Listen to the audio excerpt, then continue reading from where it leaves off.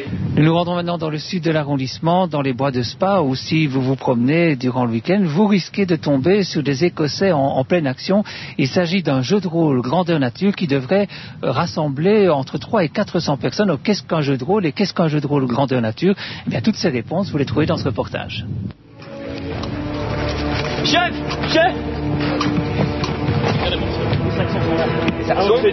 À l'entrée du clan, les Saxons. Ils sont là pour guerroyer. Ils sont prêts. Notre heure est arrivée. Peut-être serait-il temps d'aller demander l'avis des dieux pour savoir s'il est l'heure de donner le combat ici sur notre terre. Si les dieux sont avec nous, nous gagnerons. Allons consulter notre druide.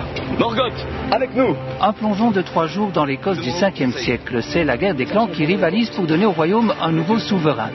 Cette aventure, ils sont plus de 300 à la vivre dans les bois de Spa ce week-end. C'est un jeu de rôle grandeur nature où les participants ont chacun un personnage spécifique à jouer.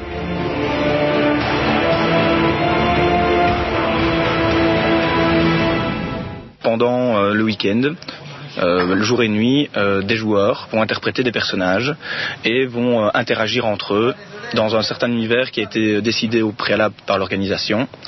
Et toute cette interaction va donner un jeu de rôle grandeur nature.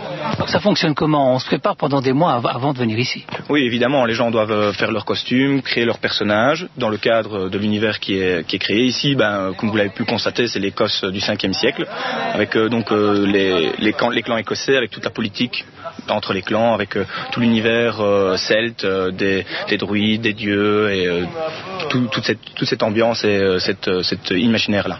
Quel est le but du jeu de rôle, en fait?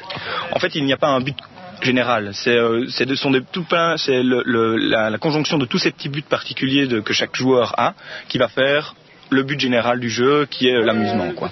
Le jeu de rôle va donc permettre à tous ces participants venus d'horizons différents de plonger dans l'imaginaire, encadrés par les arbitres de l'ASBL Clad Baran, qui n'en est pas à son coup d'essai, puisque les années précédentes, des jeux semblables ont été organisés à Stoumont et à Esneux. Quant aux jeux de rôle apparus il y a 30 ans, avec notamment la saga de Donjons et Dragons, ils ont trouvé leur théâtralisation et leur mise en grandeur nature sous l'influence des Français.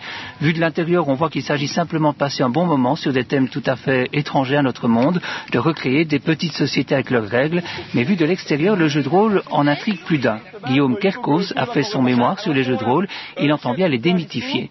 Je pense que comme tout ce qui est méconnu, n'a pas généralement bonne presse, et je pense que c'est lié à différents facteurs. Le premier facteur, je pense, c'est le côté un petit peu au niveau des termes employés. C'est quelque chose qu'on n'entend pas régulièrement, hein, les points de vie, les caractéristiques, les personnages, tout cet univers de la magie et des combats, etc.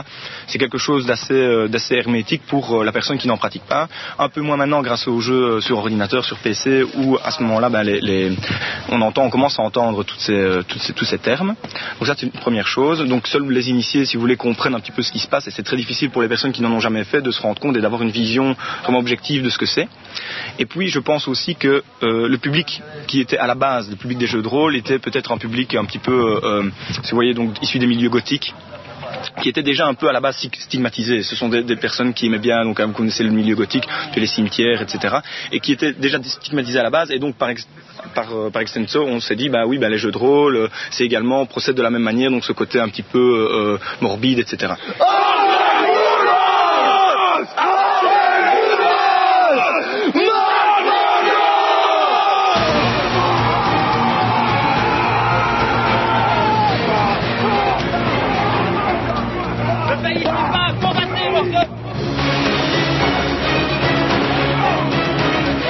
Ici à Clad Baran, on a vraiment toute la société représentée, donc toutes les classes de la société représentées.